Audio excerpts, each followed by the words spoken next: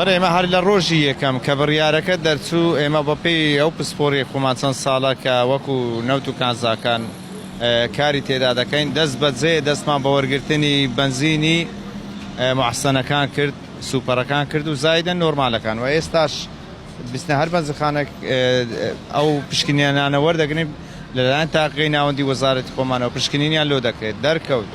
کە بەنزخانە ئەو فێرەی کردە تونترین سزا دەدرێت و سزاکەی دوو ئەوەندەی سزای ئاسایی دەبێت لەبەرەوەی بە تایبەتی ئەو بەنزخانانەی کە بە حکومەت بنزینیان پێداوە و زۆر یعنی هەر لە یەکەم ڕۆژی دەرچوونی بڕیاری 850یەکە ئێمە بیرمان لەو ئیشە کردەوە دەست بەجێ زیاتر لە 150 بەنزخانە هەر لەو ڕۆژی پشکنینمان لێ وەرگرت. ساڵار هەر بەنزخانەیەک پابەندی نرخ نەبێت ئەو نرخە دیاری کراوانەی کە هەیە ئێستا دەبینی ئەو لێرە 1500 بینی بەڵێ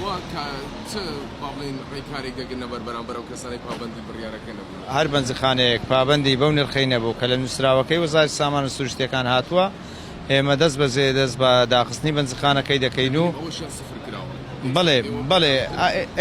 ئێمە گوتمان نابی لەو نرخە زیاتر بفرۆشن ئیدی ئەوەی کە لەوەی زیاتر بیتن ئێمە لێ پێچنەوەی یاسایی لەگە دەکەین.